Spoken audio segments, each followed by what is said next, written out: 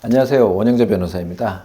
오늘은 고액 알바 및 전달책에 대해서 위험성을 말씀드리고자 합니다. 최근에 핸드폰으로 단기 알바, 단기 고액 알바, 그리고 가정에서 부업으로도 할 수 있는 손쉬운 알바가 있다라는 문자나 홍보 광고 많이 받고 계신데요. 사실 그 부분에 있어서 도대체 어떤 내용으로 고액의 알바비를 지급하는지 궁금하시기도 하고, 때로는 가정 환경상 필요성에 의해서 현혹되는 경우가 많습니다. 오늘은 그 부분이 매우 주의하셔야 된다는 점을 말씀드리고자 영상을 제작하게 되었습니다. 최근에 3개의 케이스가 저희 사건에 있었는데요. 유형을 나눠서 말씀드리면은 수사기관에서는 보피라고 하시더라고요.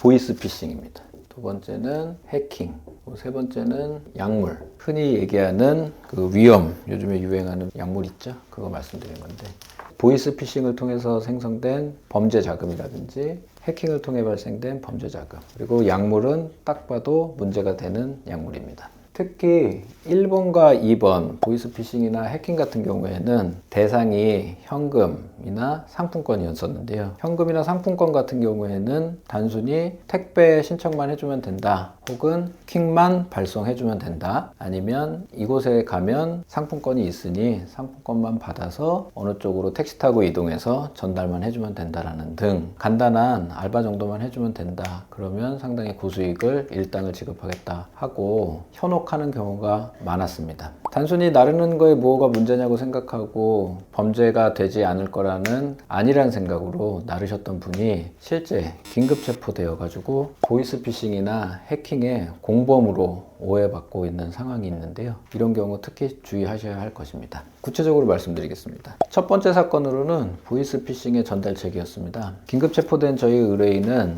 매일 자신이 받은 여러 개의 계좌에 입금이 되면 현금으로 출금하여 킥 배송기사를 불러서 어느 지점까지 해당 현금을 뭉탱이로 쌓아서 이송하는 역할만 약 한 달을 하였는데, 알고 보니 해당 금원들은 다 보이스피싱으로 얻은 범죄 수익이었습니다. 의뢰인은 설마 그런 돈들이 보이스피싱인지는 모르고 본인의 생활이 궁핍하여서 하루 일당 10만 원을 받고자 하였다라고 경찰에서 진술을 하였는데, 실제 경찰에서는 보이스피싱 범들과 공범이다 라고 의심 및 혐의를 적용하여 현재 재판 중에 있습니다. 의뢰인은 단순히 월 300만 원, 하루 일당 10만 원을 벌기 위해서 일을 하였을 뿐인데, 커다란 보이스피싱 범죄 조직의 공모가 된 혐의를 받고 있어서 상당히 고초를 치르고 있는데요. 보이스피싱의 경우 그런 문제점이 발생할 수 있으므로 특히 현금을 퀵으로 배송한다라는 알바 등은 절대 하지 말으셔야 할 것입니다. 두 번째는 해킹 사례입니다. 해킹 사례 같은 경우에는 친구가 어느 날 갑자기 연락을 해서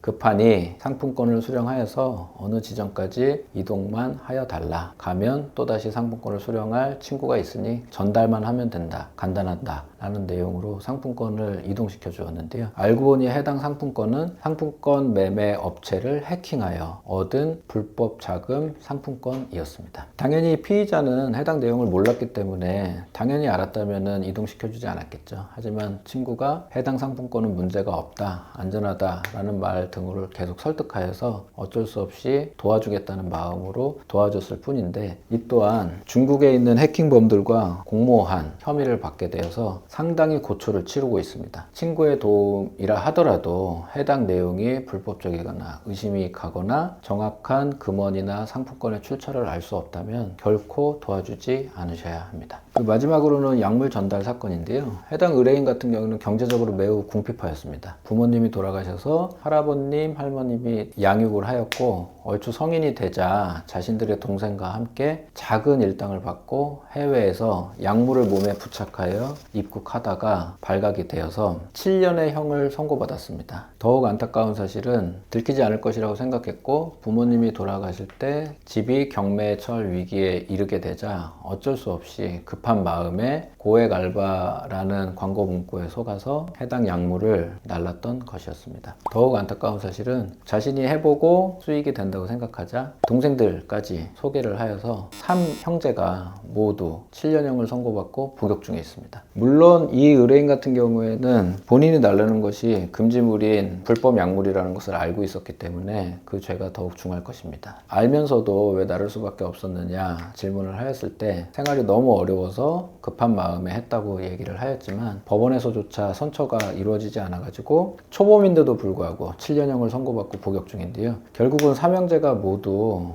그 징역형을 받게 되는 아주 불행한 사건이었습니다. 물론 해당 피고인을 옹호할 수는 없습니다. 본인이 잘못된 약물임을 알면서도 수거하고 전달하였기 때문에 이에 대한 형사법적 책임은 지어야 하겠지요. 다만 애당초 본인은 그렇게 심각하게 이렇게까지 심각하게 될 줄은 몰랐고 초범이었음에도 불구하고 7년형이라는 상당히 큰 법정형이 떨어졌기 때문에 작은 물건일지라도 작은 약물일지라도 간단히 생각하실 문제가 아닌 것 같습니다.